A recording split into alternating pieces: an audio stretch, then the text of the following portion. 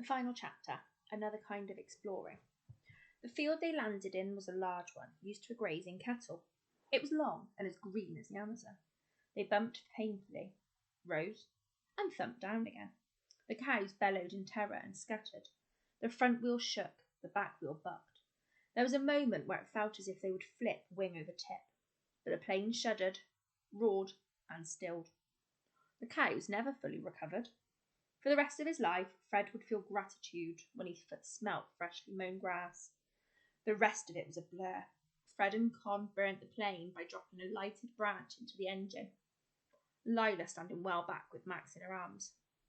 They sat in the grass, watching the yellow wings turn red, and waited. Before long, the fire attracted a crowd.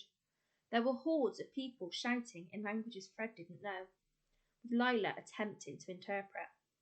Then, a journey by horse to a family with a motor launch, doctors, the boat ride, Manaus, a hospital for Max, telegrams, telephone calls.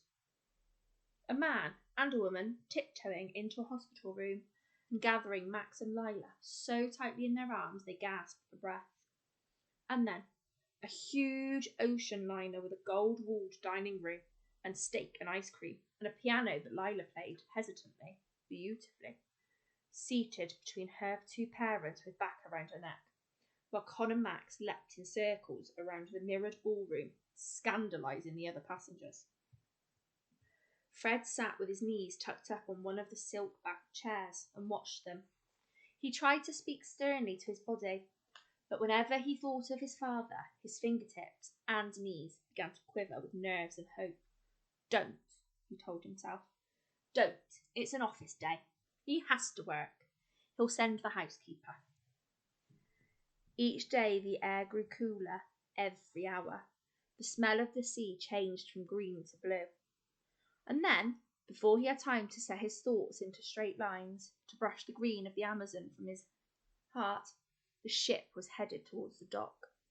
A row of people stood by the waterside, their fists tight, their eyes vivid with tension and longing. Fred raped them for a familiar face.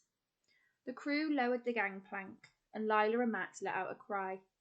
Their grandmother stood at the barrier, her arms stretching out towards the ship. The two of them hurtled down the gangplank and were swept up in her embrace. Their parents followed, laughing. The old woman had the same wicked tilt to her eyebrows as Max. "Con!" called a voice. Con turned, and her face flashed suddenly alight. Fred turned in time to see her great aunt standing upright and gaunt and shaking with emotion as she watched her great niece descend the gangplank. Fred saw Con's aunt reach out and take hold of her wrist. She held it in both hands, as if to make sure Con was real. Fred followed at a distance. Nobody called his name.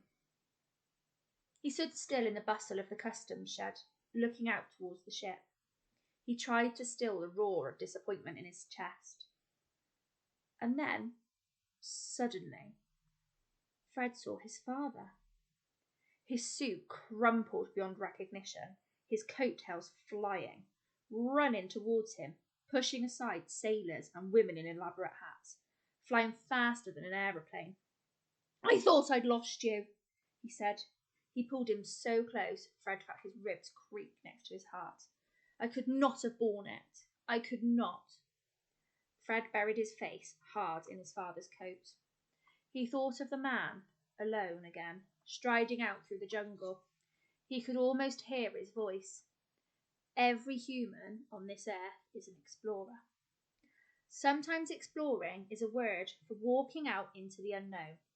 Sometimes it's a word for coming home. And that's the final chapter.